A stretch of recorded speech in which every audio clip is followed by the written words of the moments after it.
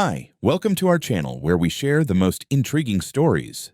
When Lucas Randall moved his young family into the pristine, gated paradise of Everlake Preserve, he thought they'd found the American dream.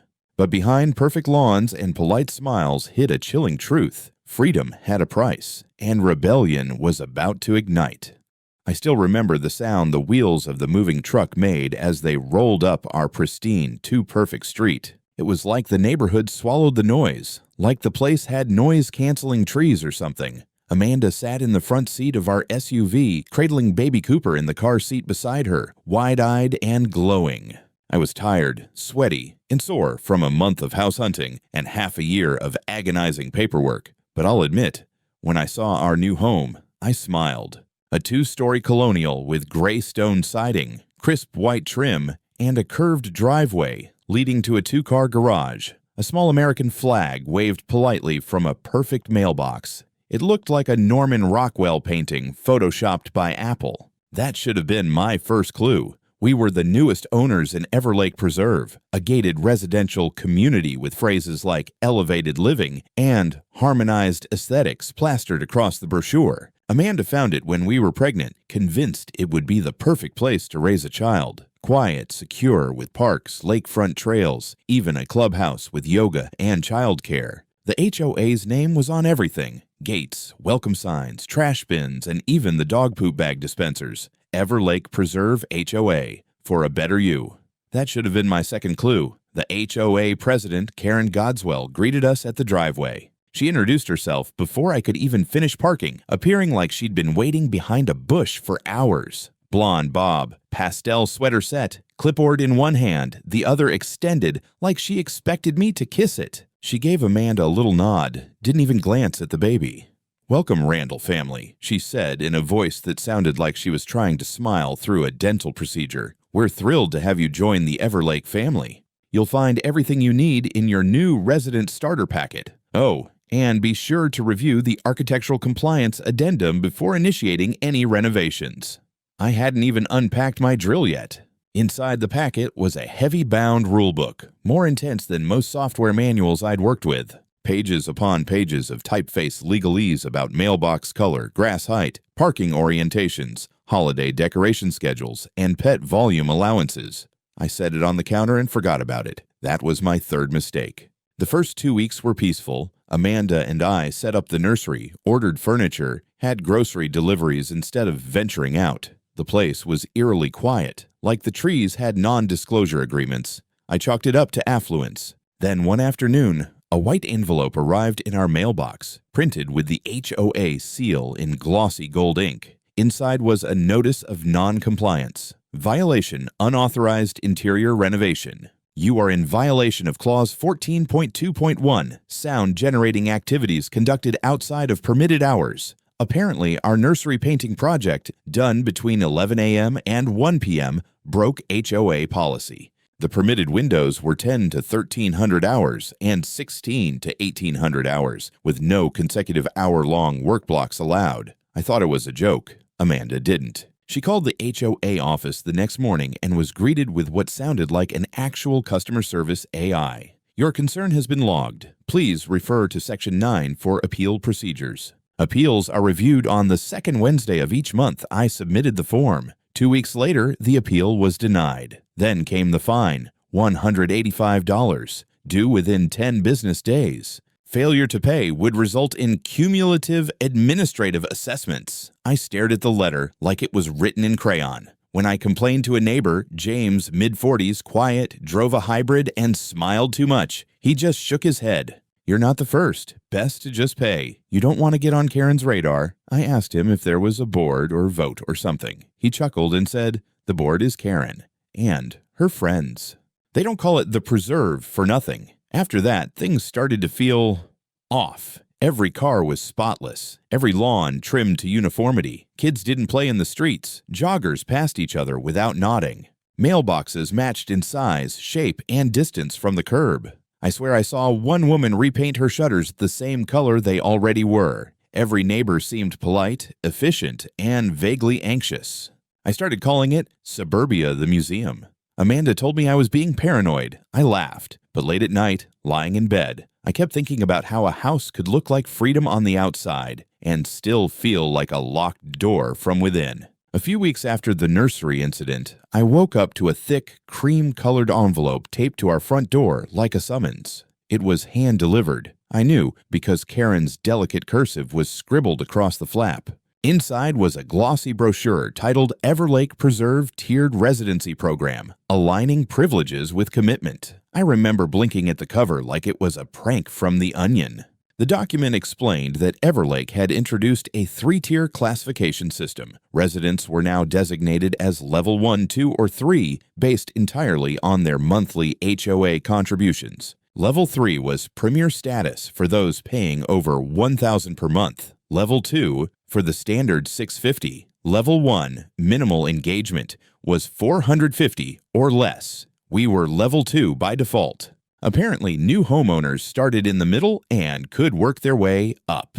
The perks for Level 3 read like a Ritz-Carlton menu: exclusive clubhouse access, private events, lakeside parking, early notice on community decisions, and a preferred citizen liaison, which I'm pretty sure is just a Karen clone with a Bluetooth headset. Level 1 residents, meanwhile, lost access to the gym, the game room, and the ability to file official complaints without a sponsor. Amanda stared at the page in disbelief. They're literally charging us extra to have a voice.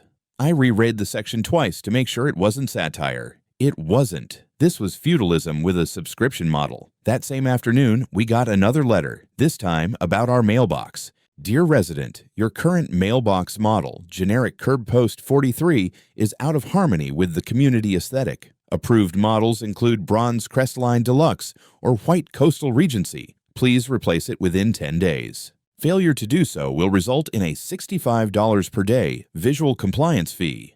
The new mailbox models were listed at $320, not including installation. I checked. There were no options under that price. 2 days later, we got hit with a second notice. This one about our fence. Apparently, the board had passed a regulation standardizing fence colors. All homes were now required to have HOA-approved Pacific Driftwood Gray finishes. Our fence was beige. The HOA helpfully included a list of certified vendors and color codes. Total estimated cost, $2,100. That evening, I went outside and just stared at my fence like it had personally betrayed me. Amanda brought me a beer, and I think she was trying to act calm for my sake, but her hands were trembling. Didn't they say this place was about freedom from chaos? She asked quietly. They didn't say whose chaos, I muttered. The next day, I called the HOA office to try and talk to someone who had actual blood in their body. I got a secretary who sounded like she was reading off a napkin. Mr. Randall, the updated compliance schedule is mandatory for all residents. If you'd like to file a grievance, the earliest available presentation slot is in 2 months. However, only Level 3 residents are eligible for direct board hearings. I asked slowly if she was aware of how insane that sounded. She said, "Sir, we're very proud of our tiered structure. It reflects a deeper engagement with our shared values." I hung up before I said something that'd land me on a no-fly list. Over the following week, I started noticing things I hadn't before. The Level 3 families, always perfectly dressed, always walking in small packs, always smiling too hard. Their homes had slightly more expensive landscaping. Their dogs were cleaner. They seemed more at ease, but there was something off, as if they were playing a role. Maybe they knew they were being watched. Then I met Derek, my neighbor across the street. He was Level 1, a former trucker with a busted knee, living on disability with his wife and 2 grandkids. His house looked fine to me, but it had a permanent orange flag on the HOA's app, under review. Derek told me he'd racked up over $2,000 in fines for things like parking his pickup truck in the driveway and installing a basketball hoop for his grandkids. "They don't want families like mine here," he said flatly. "They want the golf crowd and their miniature dogs. I'm just a number they want to disappear." That's when it clicked. This whole neighborhood was a goddamn caste system. Not subtle, not accidental, built into the very rules that governed our everyday life. The more you paid, the more freedom you got. The less you paid, the closer you were to being exiled. And Karen, she wasn't just the face of this system, she built it. I found her name on every voting record, every policy update, every new restriction. She wasn't just enforcing the rules, She was the rules. I started writing it all down. Every fine, every violation, every absurd detail. I made a spreadsheet, shared it with Amanda, then uploaded a private backup to a secure cloud server, just in case. We were already thousands of dollars deeper than when we moved in.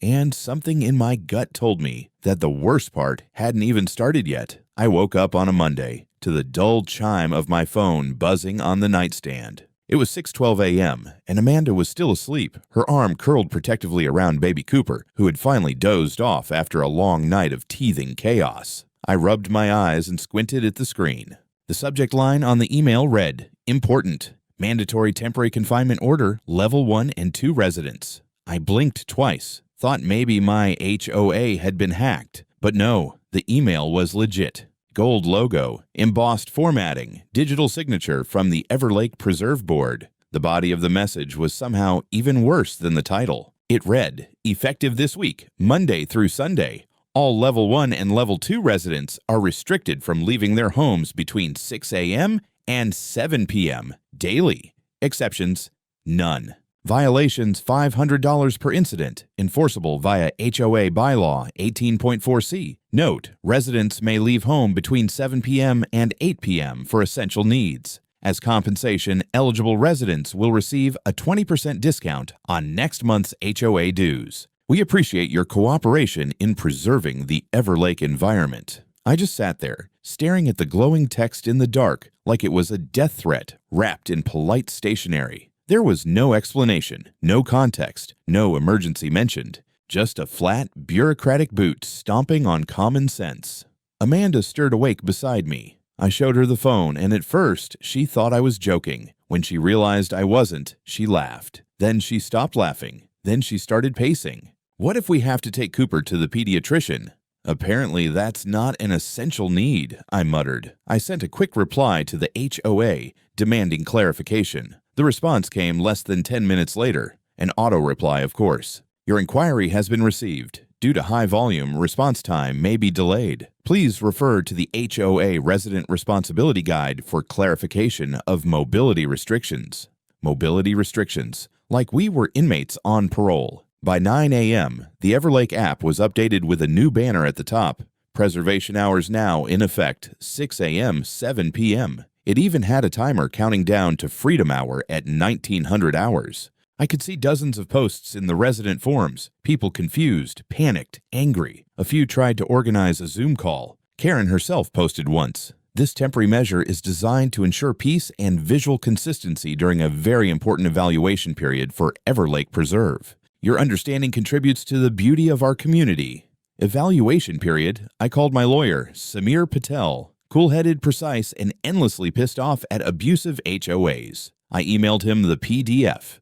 He called me back after 10 minutes and said, "Lucas, what the hell is going on down there?" He confirmed what I already knew in my gut. The restriction was completely illegal. HOAs can regulate common spaces, enforce landscaping codes, and harass you with citations, but they cannot suspend your constitutional right to move freely. This wasn't just regulatory overreach, it was a civil rights violation. By noon, I had forwarded Samir's summary, screenshots of the app, and the original message to the County Housing Compliance Division. Then, for good measure, I sent everything to 3 local news stations and posted anonymized versions in a homeowners advocacy group online. Amanda, meanwhile, stocked up on baby formula, groceries, and essentials just in case the madness escalated further. That afternoon, I walked out to my porch at 6:59 p.m., sharp, and watched the street like it was a war zone. At exactly 7 p.m., the neighborhood transformed. Doors creaked open, shadows emerged. Residents stepped onto porches like prisoners granted a single hour of fresh air. A woman down the street sprinted to her car like she was breaking out of Alcatraz. A man in gym shorts started jogging laps in silence. I saw an elderly couple walking their golden retriever with urgency and shame in equal measure. Everyone moved quietly. No one talked. We weren't neighbors anymore. We were detainees on rotating schedules. Amanda and I sat on the back patio that evening, sipping wine and listening to the sound of absolutely nothing. Cooper was finally asleep. I stared up at the dark outline of our house against the moonlight and felt something boil low in my stomach. I hadn't felt like this since college, when I nearly got suspended for challenging a professor over falsified grading. That same pressure was back, this time wrapped in manicured hedges, pastel enforcement, and HOA-enforced curfews. At 8 p.m., the app pinged again. Preservation window closed. Please return to your homes.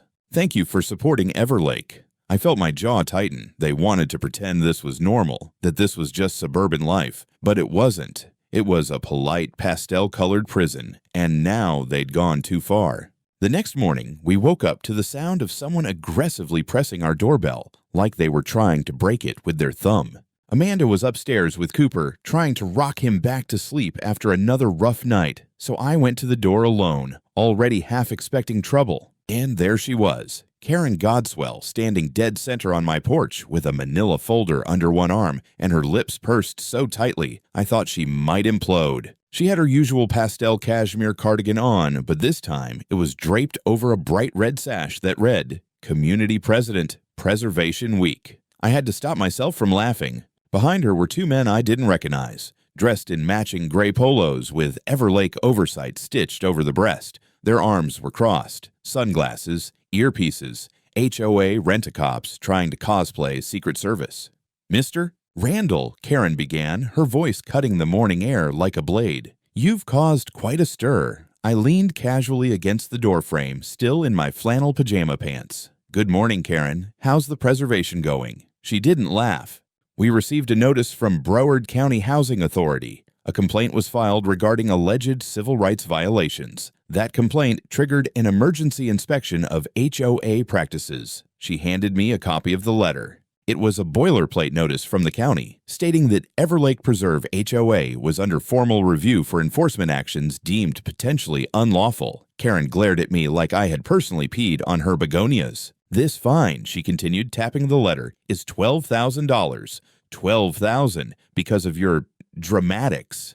I blinked. "So, you're here to tell me I owe you 12 grand? Karen actually nodded. "Your actions caused material harm to the HOA and undermine the cohesion of our community. We expect you to reimburse the association." I just stared at her for a moment. "Karen, let me be very clear. The only thing I owe you is a front row seat to a class action lawsuit." She flinched just slightly. The two oversight guys shifted behind her. "I'm going to give you until the end of the day to reconsider," she said, suddenly cool and formal. "There are mechanisms in place to protect this community, and you're on very thin ice, Mr. Randall. Non-compliant residents often find themselves isolated, socially, structurally. You might want to think about how that affects your family." That did it.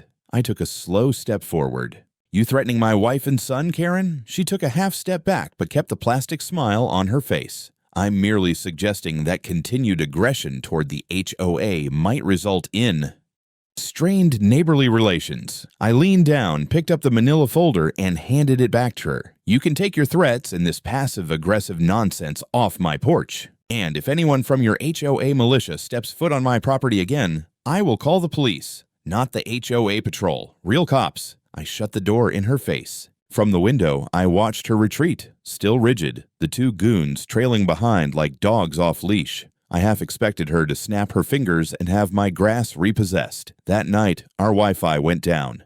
HOA provided internet. The app said, "Service interruption pending network rebalancing." When I checked the neighborhood forum, only level 3 residents still had access. The trash service skipped our house the next day. The gate code we used for the east entrance stopped working. Amanda had to drive a half-mile longer just to get to the pediatrician. I texted James, the neighbor who used to be friendly. He didn't reply. No one did. By Thursday, we were invisible. The Everlake app wouldn't let me submit service requests. Amanda's gym keycard stopped working. Even the HOA newsletter, the one that used to come to our inbox like spam from hell, went silent. We were ghosts. It felt like high school politics on steroids. A slow, silent blackout. The lights were on, but no one looked you in the eye. It was as if Karen had pulled a lever labeled social exile, and our entire row of homes turned into Siberia. That evening, I called Samir again. "We need to go bigger," I told him. "The fines, the isolation, the threats. She's doubling down." He paused. "Then so will we. We're filing for emergency injunctive relief. And Lucas, get ready. Once this goes public, it won't stop with your block." Amanda and I sat down that night and made a plan. I reached out to a realtor I trusted from work, told him we might be listing the house soon. But I also told him I wasn't leaving without pulling the whole rotten tree out by the roots. Let Karen glare from her HOA throne. She'd picked the wrong engineer to harass. By the time Friday rolled around, I had run out of ways to distract myself from the tension. Amanda was doing her best to stay calm, juggling Cooper's feeding schedule with the steady unraveling of our neighborhood's sanity. We hadn't left the house in 5 days, except for the nightly hour of liberty, which now felt more like a surreal parody than an actual reprieve. The silence of the streets, the synchronized porch exits, the timed walks, it all had a weird dystopian theater to it. But Friday was different. The air was cool that morning, unusually still. We decided to take a risk. "We're going out," I said flatly, as Amanda looked at me from the kitchen, holding Cooper in one arm, a bottle in the other. "Screw the window. I'm done pretending this is normal." Amanda hesitated. "What about the cameras? They're everywhere anyway. Let them record what they want." "We're not staying locked in this house like criminals." We packed a small diaper bag, bundled Cooper into his stroller, and stepped out into the forbidden sun. At 10:12 a.m., if anyone was watching, they didn't make a move at first. The air was thick with silence. No children's laughter, no lawnmowers, no leaf blowers, not even wind. Just trimmed hedges and surveillance-grade quiet. We walked slowly down Everlake Trail toward the community park near the lake. It was a stunningly manicured space, designed to look natural but curated to within an inch of its life. A sign at the entrance read, "Private use for Level 3 residents only. HOA monitored." I pushed Cooper's stroller right past it. There were people out, maybe a dozen or so, but all of them were dressed to the nines in Everlake Elite branded athleisure. They eyed us like we were dog poop on imported marble. Amanda held onto my arm tightly. I could feel her pulse through my sleeve. We made it halfway around the lake before they showed up. 2 men in matching navy blue windbreakers stepped out from a side path near the pergola. HOA patrol, the same guys I'd seen with Karen earlier in the week. This time, they were wearing chest-mounted radios and little laminated badges clipped to their belts that said, "Compliance Liaison." Mr. Randall, the taller one, said, "You're in direct violation of preservation protocols. You need to return to your home immediately." I didn't stop walking. "Sir," the second one barked, "this is your final warning." Amanda's voice cut through the tension. "We're just taking our son for a walk." "What the hell is wrong with you people?" They stepped in front of us. One of them reached for the stroller handle. My arm shot out on instinct. "Don't touch my kid." He grabbed my forearm. I jerked back, but the other one moved behind me and twisted my arm behind my back in a quick, practiced motion. I stumbled, hit the grass hard. Amanda screamed. Cooper wailed in the stroller, his voice piercing through the calm lake air like a fire alarm. "Are you insane? He's holding a baby!" Amanda shouted. One of them tried to wrestle the phone from her hand as she began recording. She fought him off, but he slapped the phone from her grip, and it shattered on the sidewalk. Then he grabbed her by the arm. That's when I lost it. I kicked backward with everything I had and knocked the guy behind me off balance. Amanda was trying to free herself. The other one lunged for her again, and I tackled him, hard, both of us rolling into the grass by the lake's edge. I could hear Amanda yelling for help, but no one came. People stood frozen at a distance. They saw us, saw everything, and did nothing. Except one woman. She was across the park, holding a yoga mat under one arm and a phone in the other. I heard her voice cut through the wind. "I'm calling the cops." Amanda, panicking but thinking fast, scrambled to what was left of her phone, pulled out her Apple Watch, and used voice command to dial 911. The patrolman heard the sirens before we did. They immediately stepped back. One of them tried to explain something to Amanda, like it was all a misunderstanding. I was still on the ground, breathing hard, hands scraped and knees muddy. 8 minutes later, a real Broward County Sheriff unit pulled up at the park entrance. Guns holstered, badges out, 0 patients. We gave our statements. A jogger stepped up and showed them video he'd been taking from across the water. Another couple offered to give statements too. Quietly, nervously. The officers cuffed both HOA, compliance liaisons, and read them their rights. Amanda held Cooper close. I sat on the grass, shaking with rage, knees torn and hands numb. But I was smiling like a lunatic. It was over. The facade cracked wide open. Back at home, after we were cleaned up and the deputies took their final statements, I sat down with Cooper sleeping on my chest and Amanda finally exhaling beside me. My phone buzzed. It was Samir. "We've got them," he said. "The county's opening a full investigation, press charges. And Lucas, your wife's 911 call is already going viral. Get ready." By morning, our doorbell had rung 7 times. We didn't answer. Not for the HOA security, not for the delivery guy who probably got grilled just for talking to us, and definitely not for the 2 Everlake board members who left a note taped to our window saying they regretted the public altercation. It wasn't an apology. It was a warning in formal wear. We stayed inside that whole Saturday, not because we were afraid, but because we were exhausted. Amanda spent the day transferring every scrap of HOA correspondence into a backup cloud folder. I fielded calls from local news outlets and Samir, who now sounded like he was prepping for a televised Senate hearing. We weren't alone anymore. That much was clear. By Sunday, the cracks started to show. An anonymous email hit my inbox at 3:14 a.m. The subject line, "You're not crazy." Attached was a PDF titled Level Class Structure Enforcement Chart, Confidential. It was a spreadsheet, and it was damning.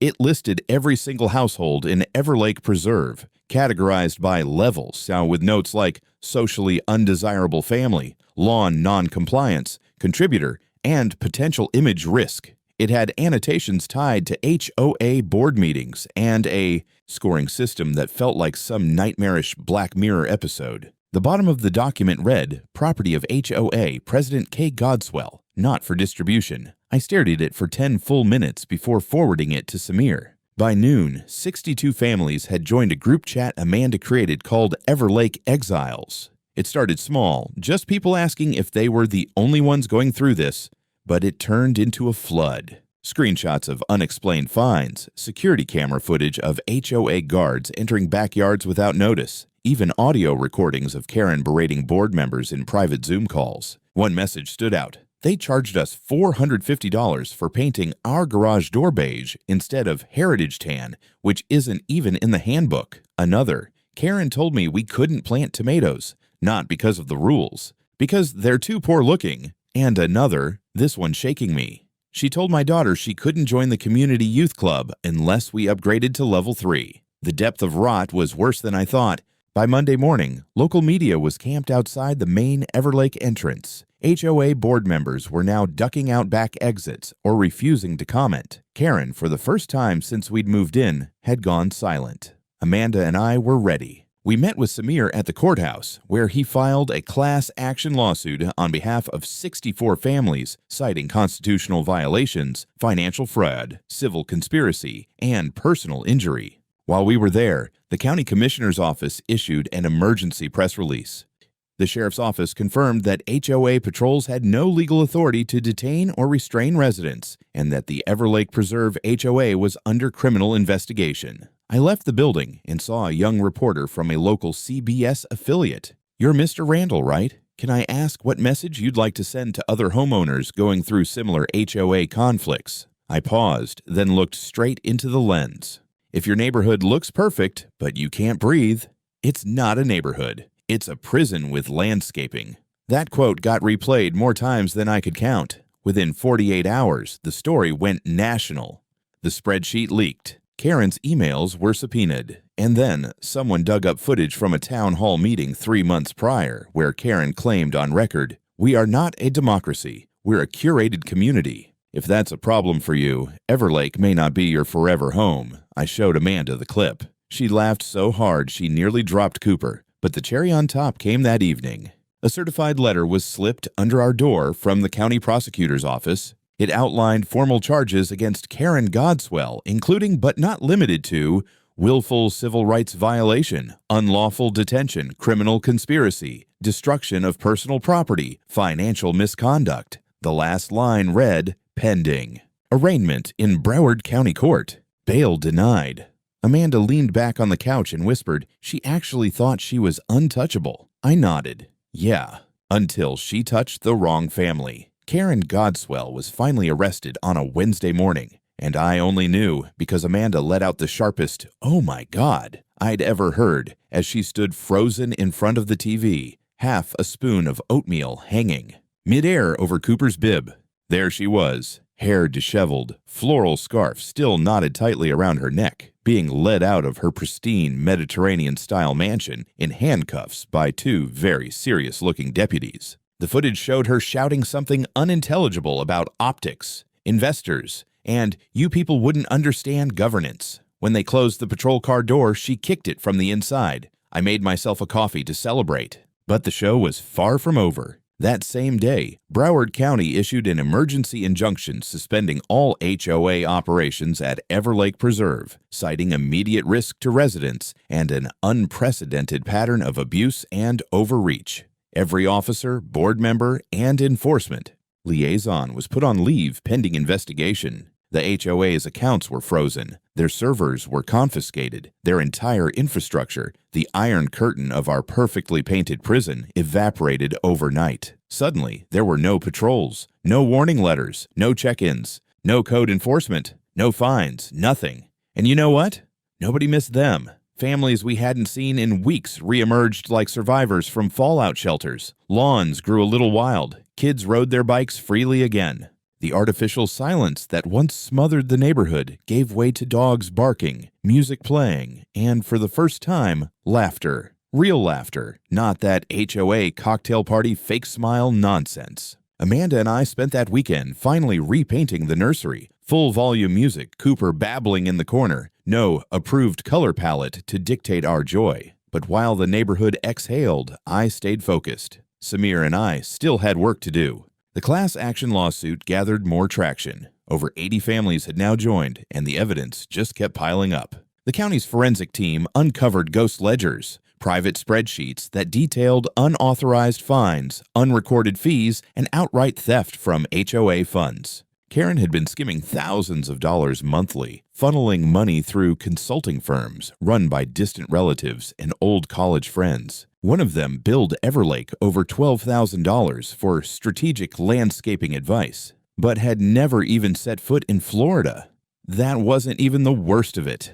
A hidden memo surfaced from a former board member who resigned 2 years ago. It warned that Karen was using surveillance footage illegally, compiling behavioral profiles on residents, including who they spoke to, how often they went outside, and even how they dressed. Samir nicknamed it the social control file. It would have sounded paranoid if we hadn't lived through it. The district attorney's case ballooned to over 40 felony charges against Karen and 6 board members. Wire fraud, civil rights violations, racketeering, evidence tampering, obstruction of justice. When the trial began, they had to move it to a larger venue due to public interest. I didn't attend every day. I had a son to raise and a new home to prepare, but I made damn sure to be there when the verdict came down.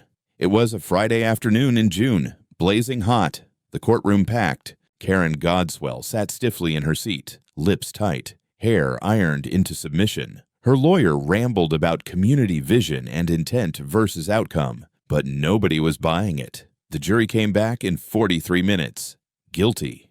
On all major counts, the judge sentenced her to 12 years without parole, citing aggravated abuse of power, financial misconduct, and willful harm to vulnerable families. 2 of her enforcers, the ones who tackled me in the park, got 6 years each. Amanda and I watched it live from our living room. She had Cooper in her lap. I had a beer in hand. When the sentence was read, I leaned back, closed my eyes, and said one word: good.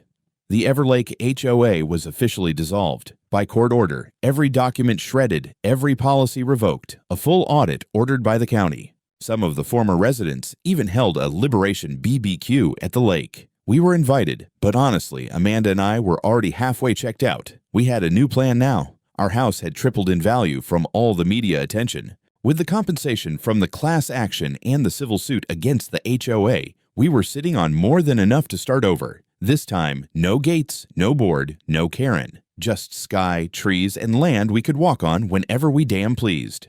The house sold in 6 days. Full asking price, all cash offer. The buyers were a young couple from out of state. No kids yet, just a golden retriever and that hopeful glint in their eyes we once had when we moved in. They asked about the neighborhood. I told them the truth, all of it. And when I was done, the guy smiled and said, "Sounds like we're just in time for the good part." I hope he's right. We packed everything ourselves. Amanda insisted we do it quietly without fanfare. "Let's just leave," she said, like pulling off a bandage. She was right. There was nothing worth mourning here, Only lessons, scars, and that faint ghost of suffocation we didn't realize we'd been living with until it lifted. Cooper giggled the entire drive north.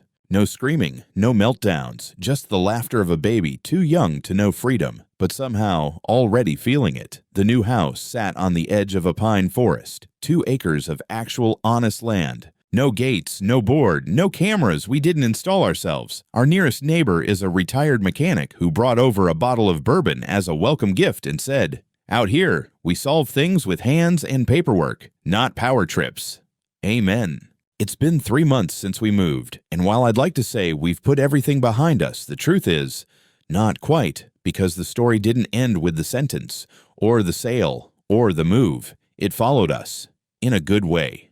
The day after Karen was sentenced, I started getting emails. Dozens of them, people from all over the country, Arizona, Oregon, Georgia, even upstate New York, writing things like, "Your story was exactly what we're going through. Can we talk? Our HOA won't let us paint our house the original color. They fined my husband for hanging a flag. A veteran." It was like watching a curtain fall across the country, people waking up, people connecting, people finally realizing that just because a place is clean and orderly doesn't mean it's and that just because someone calls themselves president doesn't mean they get to play God. So, I started helping.